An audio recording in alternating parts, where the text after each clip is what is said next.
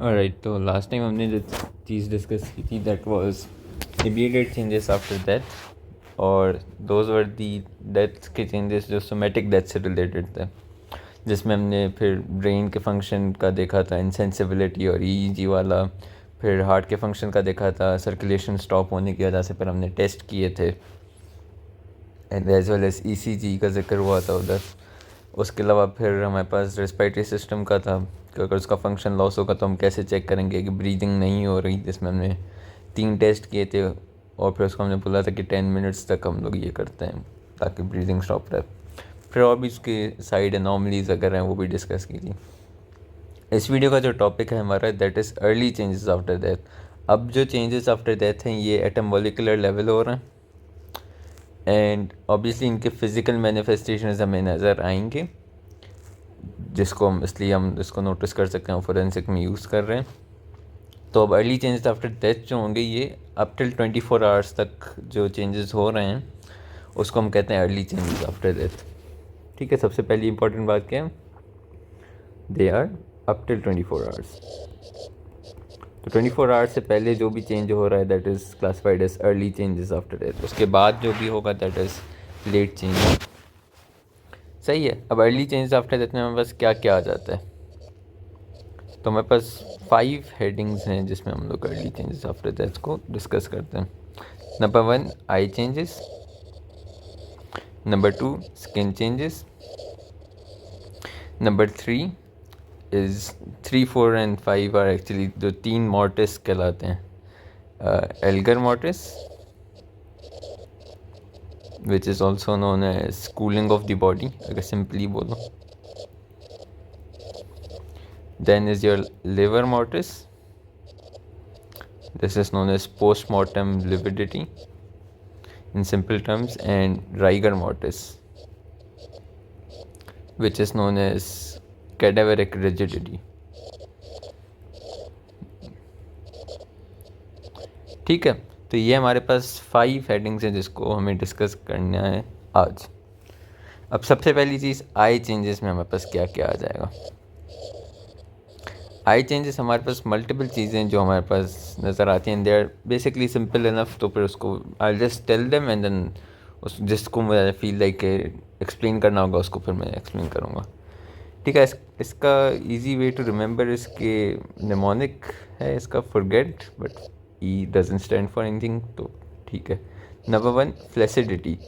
Since I changes में सबसे पहली चीज़ जो नॉट ऑर्डरली बट निमोनिक के हिसाब से जो हमें नज़र आएगी दैट विल बी कि आई जो है वो फ्लैसिड हो जाएगी। फ्लैसिड किस वजह से होगी, क्योंकि इसका जो इंट्राऑक्यूलर प्रेशर है या फिर इंट्राऑक्यूलर टेंशन है वो कम हो जाएगा due to various reason. Main reason mean कि विट्रस ह्यूमर यहाँ पर फिर वो उसमें चेंजेस आना शुरू हो जाते हैं, तो फिर उसकी वजह से ये फ्लैसिडिटी जो है उस डेवलप होना शुरू हो जाती है with in the eye ball. क्यों डेवलप हो रही है, इंट्राऑक्यूलर प्रेशर और इंट्राऑक्यूलर टेंशन ये दोनों ख़त्म हो रहे हैं इस वजह से। ठीक है। Number 2 opacity. Opacity of the optic disc develop होगी। ठीक है।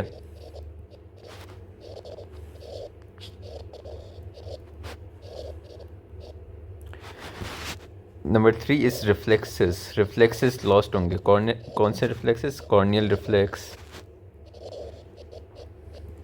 ब्लिंकिंग वाला जो रिफ्लेक्स होता है वो, प्यूपिलरी रिफ्लेक्सेस जो हमने इमीडिएट चेंजेस में भी डिस्कस किया था।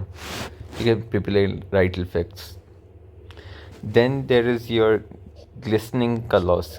बेसिकली होता यूँ है कि जो कॉर्निया होती है वो यूजुअली अगर जिंदा बंदे की देखो तो वो उसमें सॉर्ट ऑफ शाइनिंग का होता है, शाइन आ रही होती है वगैरह, लेकिन जो डेड बंदा होगा उसकी कॉर्निया ग्लिसनिंग, उसकी जो है शाइनिंग जो है वो लॉस हो जाएगी, तो ये सॉर्ट ऑफ क्लाउडी इसकी अपीयरेंस होगी। ठीक है, this is due to humidity, mainly due to humidity. सही है। उसके अलावा कॉर्निया के खुद के डिजेनरेटिव चेंजेस भी होते हैं, तो उसकी वजह से भी। अब टी में हमारे पास 2 हैं and these both are very important. Number 1 trucking of retinal vessels. Trucking of retinal vessel basically means कि रेटिना की वेसल्स में ब्लड जमा होना शुरू हो जाता है, तो फिर वो ज़्यादा डायलेटेड हमें नज़र आ रही होती हैं। एंड देन सेकेंड वन है स्ट्रेडियो spots. Teddy spots is basically triangular shaped spots हैं, and they are usually formed because of deposition of cellular debris as well as dirt वगैरह.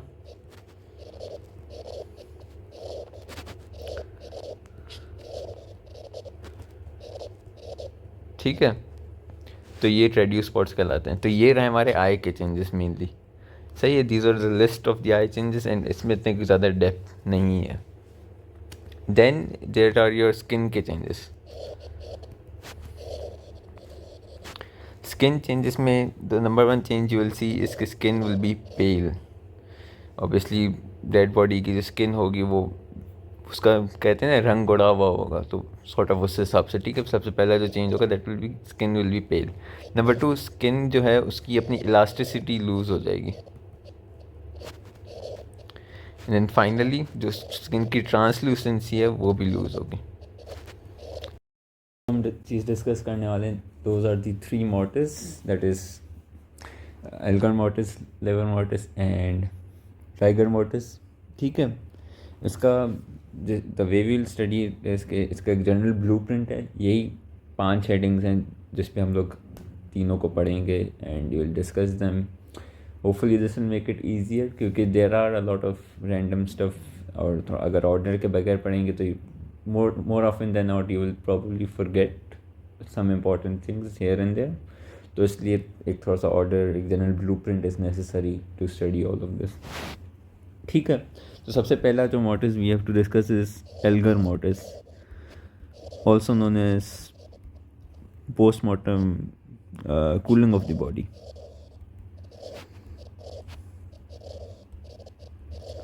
ठीक है, सबसे पहली चीज़ हमें डिस्कस करनी है उसकी डेफिनेशन डिस्कस करनी है. डेफिनेशन सिंपल इनफ है.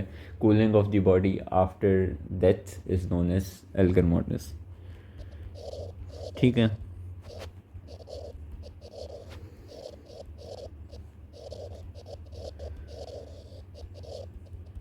अब इसकी मैकेनिज़्म क्या है. होता कुछ यूँ है कि we know from basic physics, अगर एक बॉडी है उसके सराउंडिंग से टेम्परेचर ज़्यादा है तो वो बॉडी का टेम्परेचर या फिर जो उसकी हीट है वो उस बॉडी में से अपने सराउंडिंग में जाएगी. ठीक है, we know that classic diffusion style. अब होता कुछ यूँ है कि हमारी बॉडी का अगर सराउंडिंग से टेम्परेचर ज़्यादा होगा, जो मोर ऑफन देन नॉट होता है इन 99% ऑफ केसेस, लेकिन कभी कभी नहीं भी होता, because surrounding temperature can also exceed like 50 degree Celsius sometimes. लेकिन ठीक है, usually surrounding temperature is less than our body temperature. तो होता कुछ यूँ है कि बॉडी टेम्परेचर हीट लूज़ करती रहती है, तो उसको मेकअप करने के लिए बॉडी ATP यूज़ कर रही होती है. ठीक है, this is an alive person. जिंदा बंदे में हीट बार बार जनरेट हो रही होती है by the use of ATP. अब जब वो बंदे की डेथ हो चुकी है, ATP रिजर्व्स हैं हमारे पास. वो ATP रिजर्व्स कुछ वक्त तक बॉडी को वार्म रख सकते हैं, लेकिन अगर वो रिजर्व्स ख़त्म हो जाएंगे, क्योंकि सिंस बॉडी इज़ डेड तो अब वो जनरेट नहीं कर सकती ATP अपनी, तो रिजर्व्स भी अगर ख़त्म हो गए तो फिर अब बॉडी हीट लूज़ करना शुरू कर देगी टुवर्ड्स ही सराउंडिंग्स. ठीक है, ये इसकी होगी मैकेनिज़्म. अब हम आते हैं नेक्स्ट चीज़ पर, that is factors affecting the cooling of the body.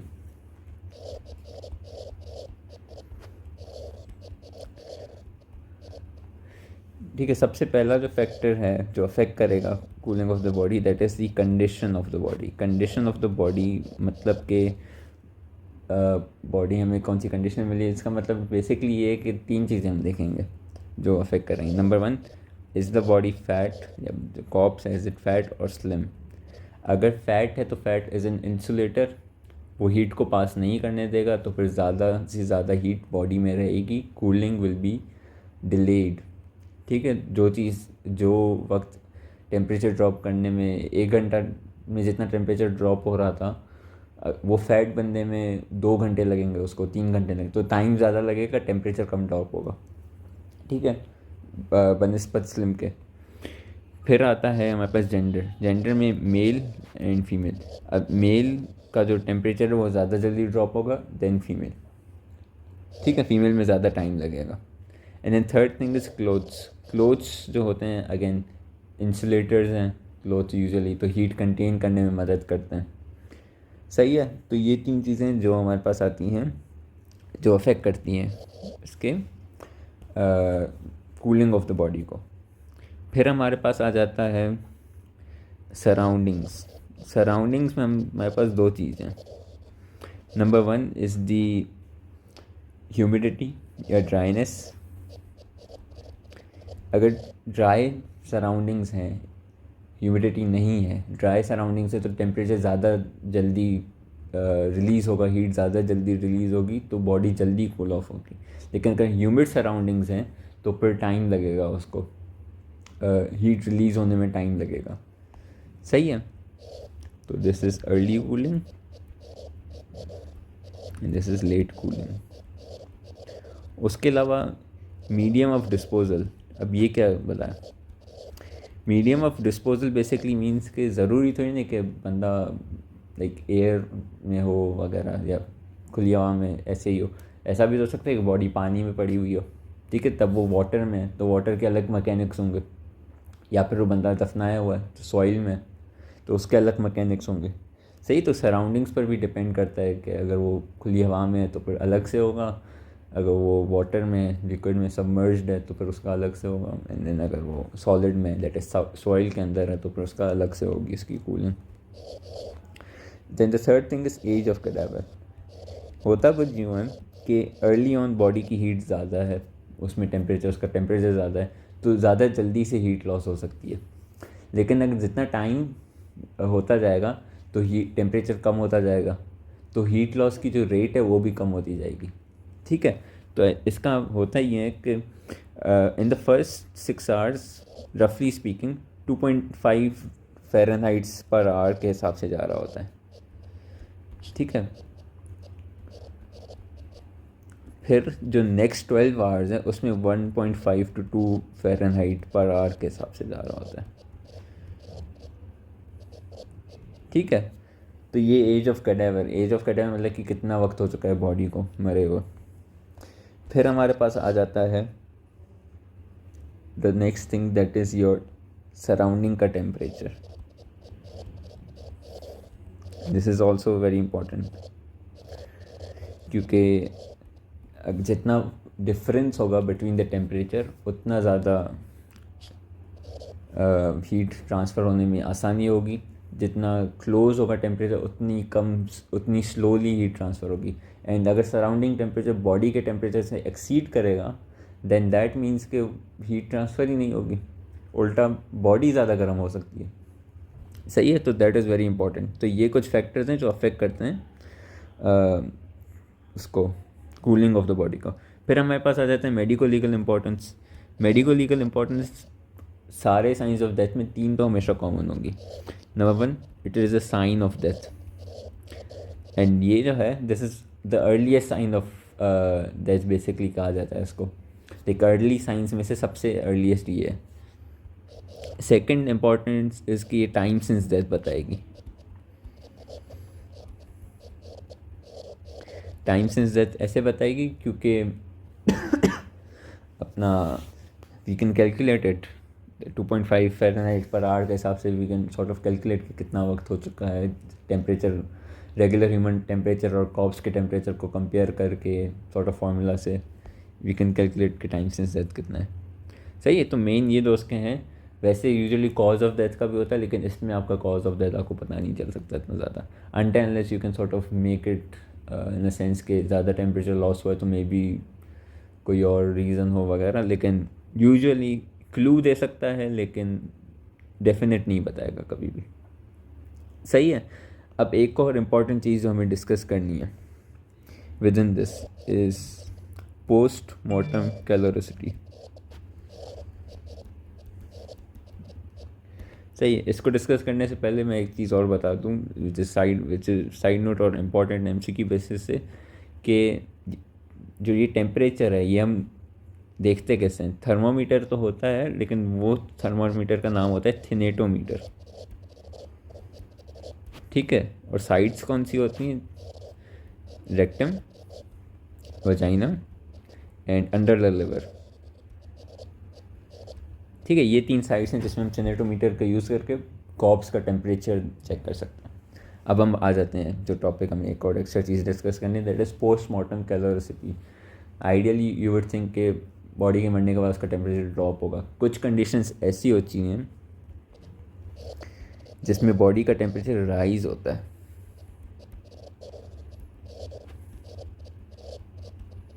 Body temperature increases after death.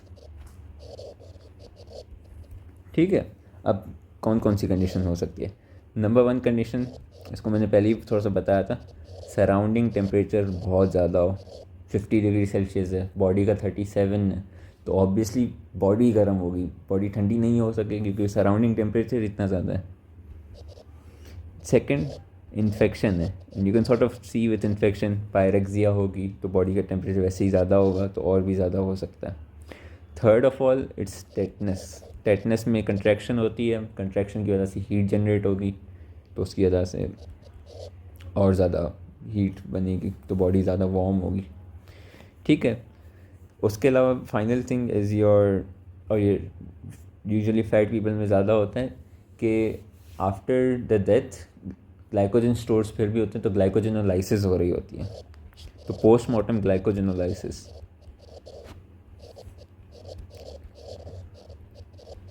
Which can result in increase ATP, जिसकी वजह से इंक्रीज हीट प्रोडक्शन होती है।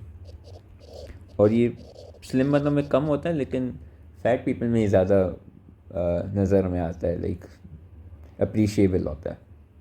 सही है, तो ये थी हमारी एल्गर मोर्टिस। फिर हम नेक्स्ट चीज़ हमें डिस्कस करनी है, that is your liver mortis.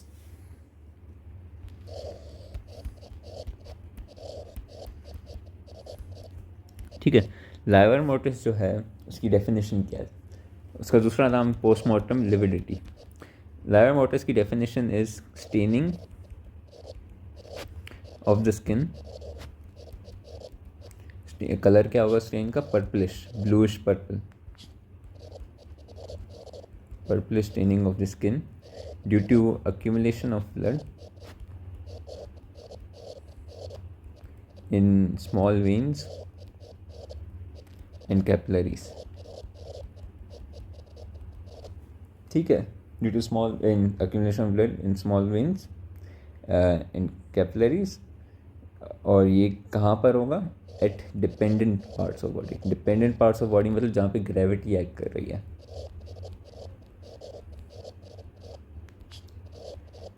ठीक है, तो ये आ गया इसका डेफिनेशन। अब मैकेनिज़्म क्या है इसका?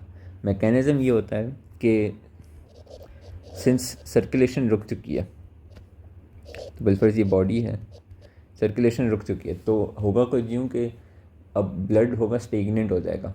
स्टेगनेंट होगा तो वो वेसल में रहना शुरू करेगा। ठीक है, सबसे पहले क्या हुआ? Cessation of circulation. Second, stagnancy of blood. ठीक है, नंबर 3, फिर क्या होगा कि जो ब्लड है वो जमा होना शुरू हो जाएगा in the vessels, accumulation of blood in vessels. फिर क्या होगा कि एक्स्ट्रा ब्लड एड ऑन होगा ड्यू टू ग्रेविटी।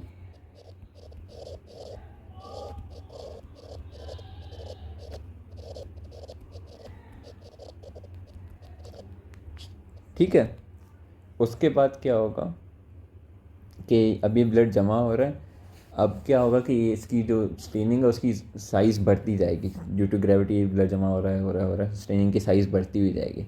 तो शुरू के आई थिंक 1 to 2 आवर्स कुछ भी नहीं होता, 3 to 6 आवर्स में स्टेनिंग होती है और फिर बढ़ती जाएगी। 1 to 2 आवर्स में स्टेनिंग होना शुरू होती है, 3 to 6 आवर्स में स्टेनिंग बढ़ेगी, एंड देन 8 आवर्स तक वो फिक्स हो जाती है। ठीक है, इंक्रीज एंड बिगिन। फिक्स होने के बाद जो है ये फिर आप पहले बॉडी की पोजीशन चेंज भी कर दो, ये स्टेनिंग नहीं चेंज होगी। सही है, इसका मैं फिर बाद में बताता हूँ कि पोजीशन चेंज करने से स्टेनिंग चेंज हो रही, तो कौन सी पोजीशन में कौन सी स्टेन कैसे होगा, पैटर्न वगैरह वो हम बाद में डिस्कस करेंगे थोड़ा सा। ठीक है, तो ये ये है इसका 1 to 2 आवर्स में शुरू होगी, 3 to 6 आवर्स में इसकी स्ट्रेन इंक्रीज़ होगी, फिर 8 आवर्स में ये फिक्स्ड हो जाएगी। फिक्स्ड अब कैसे पता चलेगा? अब प्रेशर दोगे, अगर ब्लेंचिंग हो रही है तो फिक्स नहीं है, ब्लेंचिंग नहीं हो रही तो फिक्स्ड है। सही है। और फिक्स होने की मैकेनिज़्म क्या है? अब वो ब्लड जमा हो गए परमानेंटली, क्योंकि टोनलेस कैपिलरीज हैं, तो अब वो ब्लड उधर जमा ही जमा है, तो वो मूव करने से नहीं हट सकता। सही है। फिर अब हमें जो चीज़ डिस्कस करनी है that is the factors affecting postmortem lividity.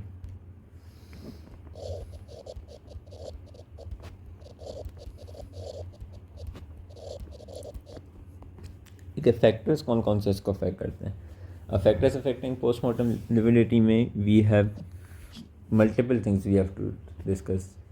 अब what do I mean by affect of postmortem lividity? Do I mean extent? Do I mean colour? कि कलर भी ज़रूरी तो नहीं कि पर्पलिश हो, मे बी कोई अलग कलर हो। और do I mean pattern? As I alluded to earlier कि पैटर्न पोजीशन पे डिपेंड करता है। ठीक है, तो सबसे पहले एक्सटेंट। एक्सटेंट या तो इंक्रीज़ होगा या फिर डिक्रीज़ होगा। इंक्रीज़ एक्सटेंट जो है हमारे पास, या फिर इंक्रीज अप्रिसिएशन, एक तो सबसे पहले कम्प्लेक्शन। कम्प्लेक्शन मतलब कि हमें ज़्यादा नज़र आएगा in white people than black people. ठीक है। Second of all asphyxia. Asphyxia में फ्लूइडिटी ऑफ ब्लड ज़्यादा होती है, तो फिर वो ज़्यादा स्टेन कर रहा होता है। अब डिक्रीज़ पर आ जाते हैं। डिक्रीज़ एक्सटेंट या फिर डिक्रीज़ इन पोस्टमार्टम लिविडिटी किस किस कंडीशन में होगा? अनीमिया, ब्लड लॉस और वेस्टिंग। तीनों की मैकेनिज़्म सेम ही है, ब्लड की कमी हो रही है, इसकी वजह से स्टेनिंग भी ज़्यादा नहीं हो सकती। ठीक है। फिर हम आ जाते हैं कलर्स पर। कलर यूजुअली तो पर्पलिश ब्लू होता है, लेकिन कुछ कंडीशंस ऐसी हैं जिसमें आपका कलर जो है वो चेंज हो जाएगा। जैसे पिंक कलर मिलेगा हमें कार्बन मोनोऑक्साइड पॉइजनिंग में। ठीक है। जैसे हमें ब्लूइश ग्रीन मिल सकता है इन H2S पॉइजनिंग। ठीक है, ग्रीन, ब्लूइश ग्रीन मिलेगा। ठीक है। फिर ब्लैक मिल सकता है हमें ओपियम पॉइजनिंग में। सही है। तो ये कलर है जो डिफरेंट हो सकता है due to the cause of death. Asphyxia में डार्कर रेड की तरफ मिलता है। फिर हम आ जाते हैं पैटर्न पर। अब pattern depends on the position of the body. Some common positions हैं जो सम कॉमन पैटर्न्स को फॉर्म में लाती हैं, फिर मैं उनको डिस्कस करता हूँ। ठीक है। इधर पोजीशन लिखूँगा and then I will tell the pattern. विल्फर्स सबसे पहली पोजीशन तो है हमारी, that is the supine position. विल्फर्स ये बॉडी ऐसे है, तो ग्रेविटी जो एक्ट कर रही है ऐसे एक्ट कर रही है, तो जो ब्लड होगा सारा वो पोस्टीरियर एस्पेक्ट पर जमा होगा, एक्सेप्ट द पार्ट्स जो कांटेक्ट पर हैं, सरफेस कांटेक्ट पर हैं विद दी सरफेस जहाँ पे बॉडी लाई कर रही है, पोस्टीरियर एस्पेक्ट पे सारी स्टेनिंग होगी। ठीक है, दिस मेक सेंस क्योंकि ग्रेविटी ऐसे एक्ट कर रही है। अब हैंगिंग को लेते हैं। हैंगिंग पे क्या होगा? हैंगिंग पे ऐसे है, तो ये ऐसे नहीं, थोड़ा सा ऐसे, और यहाँ पर ऐसे स्ट्रेंगुलेटेड वो है, तो नेक के साथ फेस के नीचे, ये जॉ वाले एरिया में, नेक के सामने वाला एरिया, क्योंकि यहाँ पर आपका वो आ गया स्ट्रेंगुलेशन का लाइगेचर आ गया। फिर आपका lower limb, genitals, as well as upper limb का हैंड्स वाला हिस्सा, distal part of the upper limbs, यहाँ पर ब्लड पूलिंग होगी। ठीक है, तो नेक, अराउंड द नेक, फिर lower upper limb, lower limb and genitals. सही है। फिर हमारे पास आ जाता है ड्राउनिंग। ड्राउनिंग में क्या होता है कि ड्राउनिंग के दो हैं, it's either drowning in still water या फिर drowning in running water. Running water में there is no postmortem lividity, क्योंकि बॉडी कंटिन्यूसली मूव करती रहेगी, इस वजह से लिविडिटी को सेट इन होने में टाइम ही नहीं मिलेगा, सेट इन होने का टाइम ही नहीं मिलेगा। ठीक है। लेकिन स्टिल वाटर में बॉडी की अक्सर पोजीशन जो होती है that is head down and feet up, तो सारा का सारा अपर लिम्ब में जमा होगा एंड फेस की तरफ जमा होगा एंड ट्रंक की तरफ भी थोड़ा सा हो सकता है। ठीक है, तो फिर अपर पार्ट्स ऑफ द बॉडी पर होगा। तो ये आ गया pattern of the postmortem lividity. सही है। ये होगी फैक्टर्स अफेक्टिंग पोस्टमार्टम लिविडिटी। फिर हम आते हैं इसकी medico legal importance. Medico legal importance में वी ऑलरेडी हैव डिस्कस, तीन तो वही हैं, cause of death, time since death and a sign of death. उसके अलावा there is DD of postmortem lividity. DD में क्या है, ब्रूज हो सकता है, ठीक है। Number 2 that is your antemortem hypostasis हो रही है, एंटीमॉर्टम लिविडिटी है। ये बेसिकली इसलिए होती है क्योंकि बंदा अगर बेड सोर्स जिसको बोलते हैं, अगर एक ही पोजीशन पर है तो उधर फिर ब्लड पूल होना शुरू हो जाता है। And then third one is your postmortem not lividity but staining, किसी और वजह से स्टेन हो गया, रंग लग गया, जो भी, ठीक है। अब इम्पॉर्टेंट टॉपिक जो हमें डिस्कस करने हैं, पोस्टमार्टम लिविडिटी वर्सेस ब्रूज। ये इम्पॉर्टेंट टॉपिक है इसका, सही है, इसको डिस्कस करते हैं। अब पोस्टमार्टम लिविडिटी वर्सेस ब्रूज में जो इसका डिफरेंस है, सबसे पहला डिफरेंस ये होगा कि ये सिर्फ डिपेंडेंट पार्ट्स पर होगी और ब्रूज किसी भी जगह पर हो सकता है। नंबर 2 जो होगा, इसका जो कलर होगा, यूजुअली वो कलर एक ही कलर होगा थ्रू आउट द बॉडी, लेकिन ब्रूज का कलर वेरी कर सकता है क्योंकि डिफरेंट एज होगी हर जगह पर, तो फिर कलर वेरी करेगा। नंबर 3 यहाँ पर इन्फ्लेमेशन नहीं मिलेगी, लेकिन यहाँ पर हमें इन्फ्लेमेशन मिल सकती है, एंड मिलनी भी चाहिए क्योंकि डैमेज हुआ है टिश्यू। नंबर 4 इसमें जो ब्लड होगा वो इंसिजन देने पर हमें नहीं नज़र आएगा क्योंकि वेसल के अंदर ब्लड है जो जमा हुआ है, नो ब्लड आउटसाइड वेसल। लेकिन ब्रूज में हमें ब्लड आउटसाइड वेसल मिलेगा। इसके अलावा ब्रूज में हमें स्वेलिंग भी मिलेगी, लेकिन यहाँ पर हमें स्वेलिंग नहीं मिलेगी, ठीक है। तो ये 5 मेन डिफरेंसेस हैं। इसके अलावा भी बहुत सारे और भी डिफरेंस हैं पोस्टमार्टम लिविडिटी और ब्रूज के, लेकिन ये 5 मैंने जो ईजीली याद रह सकते हैं, सही है। अब फाइनल जो हमारी चीज़ हमें डिस्कस करनी है, that is your rigor mortis. Rigor mortis also known as cadaveric rigidity, इसको डिफाइन करते हैं।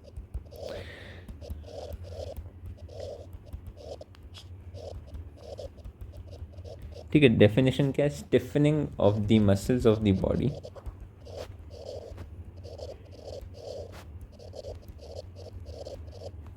आफ्टर दैट, सही है। This is known as rigor mortis. अब मैकेनिज्म क्या है इसका, होता कुछ यूँ है कि मसल्स जो हमारे रेगुलर बॉडी में होते हैं वो कंट्रैक्ट और रिलैक्स हो रहे होते हैं ड्यू टू ATP स्टोर्स, ठीक है। Normal muscle contract and relax using ATP. After death यही ATP के हम जनरेट नहीं कर सकते, लेकिन रिजर्व्स ऑफ ATP यूज़ हो रहे होते हैं हमारे, reserves of ATP used after death. इस वजह से क्या होगा कि वो कंट्रैक्ट रिलैक्स कुछ वक्त तक करेंगे, so they can relax for a while after that,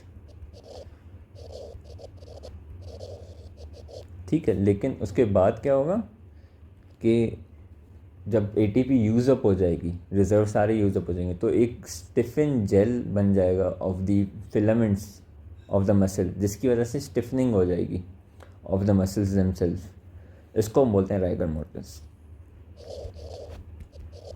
due to vanishing of the reserves या फिर due to complete use of the reserves, vanishing wouldn't be the correct word, इससे कोई एक word होगा इंग्लिश में, forgetting, depletion of the reserves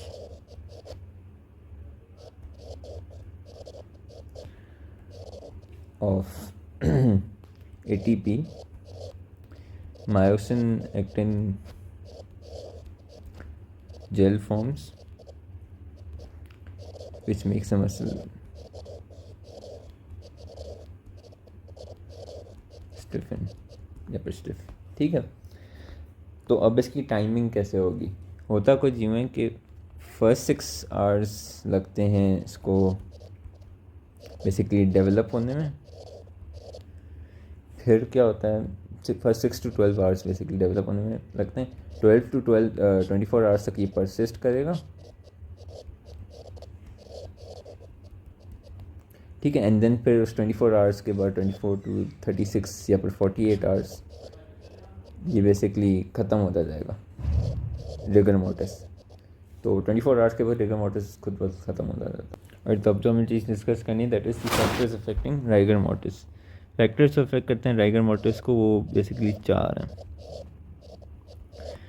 सही। Number 1 is the age. Extremes of age पर जो राइगर मोर्टिस है वो यूजुअली अर्ली सेट इन होती है, और अर्ली फिर लीव मतलब कि जल्दी सेट इन होगी और फिर जल्दी चली जाएगी, ठीक है। Second is your mode of death. Mode of death में यूजुअली जो होमिसाइडल मोड्स ऑफ डेथ हैं अक्सर उसमें उसकी अर्ली सेटिंग इन होती है, या फिर यूजुअली अगर ड्यूरिंग दी डेथ बंदे वो कर रहा है, मसल ज़्यादा यूज़ कर रहा है अपने, तो उसमें फिर early set in early leave का होता है। उसके अलावा कुछ ऐसे सब्सटेंसेस हैं जिसमें अर्ली सेट इन होगा एंड देन लेट लीव होता है, जैसे अल्कोहलिक पॉइजनिंग है, जैसे हाइड्रोजन साइनाइड की पॉइजनिंग है, उसमें सेट इन अर्ली होगी राइगर मोर्टिस और लीव उसकी लेट होगी, ठीक है।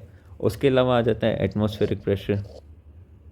एटमॉस्फेरिक प्रेशर नहीं रहा, एटमॉस्फेरिक कंडीशंस जैसे टेम्परेचर वगैरह, उनका भी इफ़ेक्ट होता है, क्योंकि जैसे टेम्परेचर को ले लें, वो टेम्परेचर अगर कम होगा तो एटीपी ज़्यादा यूज़ करेगा, तो यूजुअली अनटिल मॉर्चुरी वाला टेम्परेचर नहीं है उसमें फिर राइगर मोर्टिस आपका ब्यूटिफिकेशन बच जाती है, तो राइगर मोर्टिस का ज़्यादा खास नहीं है उसमें। लेकिन अगर कम टेम्परेचर है तो एटीपी ज़्यादा यूज़ होगी, तो फिर उस हिसाब से इसका है। फिर आपका जो फाइनल चीज़ है that is the muscular status. अगर वेस्टिंग है तो फिर राइगर मोर्टिस जल्दी सेट इन होगा, जल्दी सेट इन नहीं होगा फिर जल्दी चला जाएगा, यूजुअली ये होता है। लेकिन again depending on the muscular status जो भी है, मसल वेस्टिंग है या मसल हाइपरट्रॉफी है, डिपेंडिंग ऑन दोज कंडीशंस वो है। फिर हमारे पास एक और चीज़ आ जाती है that is the medico legal importance of rigor mortis. Medico legally वही 3 चीज़ें तो हैं ही, cause of death, time since death and a sign of death. उसके अलावा इसकी डी ऑफ रिजिडिटी, ठीक है। एक तो राइगर मोर्टिस खुद है। फिर हमारे पास आ जाते हैं कैडावेरिक स्पैज़म,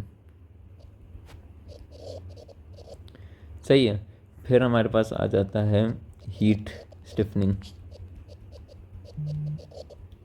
फिर कोल्ड स्टिफनिंग एंड प्यूट्रिफैक्टिव स्टिफनिंग। अब इन सबको राइगर मोर्टिस से हमें डिफ्रेंशिएट करना ज़रूरी है, सही। अब राइगर मोर्टिस और कैडावेरिक स्पैज़म में सबसे पहले डिफ्रेंशिएट करते हैं। राइगर मोर्टिस जो है सबसे पहली बात कि वो उसको टाइम लगेगा, 2-3 घंटे उसको शुरू होने में ही लग जाते हैं। कैडावेरिक स्पैज़म इज इंस्टेंट। कैडावेरिक स्पैज़म है क्या, बेसिकली होता यूँ है कि अगर बंदा during the period time of death अगर वो मोशन में है और इमोशनल स्ट्रेस के अंदर कोई मोशन है, मतलब थोड़ा सा ड्राउन कर रहा है तो टाइम टू सर्वाइव, सही है, तो मसल कंट्रैक्ट कर रहे हैं, तो continuation of that contraction after death is known as cadaveric spasm, सही है। तो कैडावेरिक स्पैज़म इज इंस्टेंटेनियस, लेकिन राइगर मोर्टिस इंस्टेंटेनियस नहीं होता, 2-3 घंटे लगते हैं। कैडावेरिक स्पैज़म में कोई प्राइमरी रिलैक्सेशन नहीं होती, लेकिन राइगर मोर्टिस में पहले रिलैक्सेशन होती है, फिर रिजिडिटी होती है, और फिर वो फिर से रिलैक्स होता है, ठीक है। Third of all rigor mortis her muscle में होगा, वॉलंट्री और इनवॉलंट्री, लेकिन कैडावेरिक स्पैज़म ओनली वॉलंट्री मसल्स में होगा, सही है। तो ये 3-4 मेन डिफरेंसेस हैं इनमें। हीट स्टिफनिंग पर आ जाएं। हीट स्टिफनिंग और राइगर मोर्टिस का डिफरेंस ये है कि rigor mortis through out the body होगा, हीट स्टिफनिंग यूजुअली एक हिस्से पर लिमिटेड होगी, कोल्ड स्टिफनिंग भी। उसके अलावा breaking of rigor mortis although hard to do it's possible, लेकिन heat stiffening is almost impossible. और कोल्ड स्टिफनिंग में इट इज़ पॉसिबल, वो आप टेम्परेचर अगर हीट दे दोगे तो फिर रेगुलर हो जाएगा, स्टिफनिंग हट जाएगी। प्यूट्रिफैक्शन और राइगर मोर्टिस का फ़र्क ये है कि प्यूट्रिफैक्शन सिर्फ लिम्स को इन्वॉल्व करेगा, लेकिन rigor mortis through out the body होगा। तो ये डिफरेंसेस आर इम्पॉर्टेंट, खासकर राइगर और कैडावेरिक वाले, ठीक है। ये मैं लिख भी देता हूँ ताकि ये दोनों तो याद रहें एटलीस्ट, ठीक है। 2 to 3 hours लगेंगे उसको। ये इंस्टेंट है, ये प्राइमरी रिलैक्सेशन के साथ है, ये विदाउट है, ये ऑल मसल्स, ये वॉलंटरी ओनली। ठीक है, ये तो इम्पोर्टेंट है। Heat stiffening can it be broken basically, and can be broken with heat and putrefaction limbs only। सही, तो ये थोड़ा सा इम्पोर्टेंट इसलिए क्योंकि ये डिफरेंस करने के लिए बिटवीन द रिजिड। इसके अलावा it also tells about the position of the body at time of death. ठीक है, फाइनली जो इम्पोर्टेंट टॉपिक, साइड टॉपिक हमें डिस्कस करना है, that is the order of rigor mortis. मतलब कि किस मसल में पहले होगा, किस मसल में देर से होगा। तो सबसे पहले इनवॉलंटरी मसल्स होंगे, तो कार्डियक मसल्स या फिर दूसरे जो भी इनवॉलंटरी मसल्स हैं वो सबसे पहले होंगे। फिर आएंगे हमारे muscle of the eyes, face, neck, trunk, upper limb, lower limb, फिर फिंगर्स एंड देन एंड में टोस। ठीक है, तो ये इसका ऑर्डर ऑफ राइगर मोर्टिस है। This was all for this video. I know थोड़ी सी वीडियो बड़ी थी because there was a lot to teach, a lot to unpack in this video. Hopefully सब समझ में आ गया होगा इसका।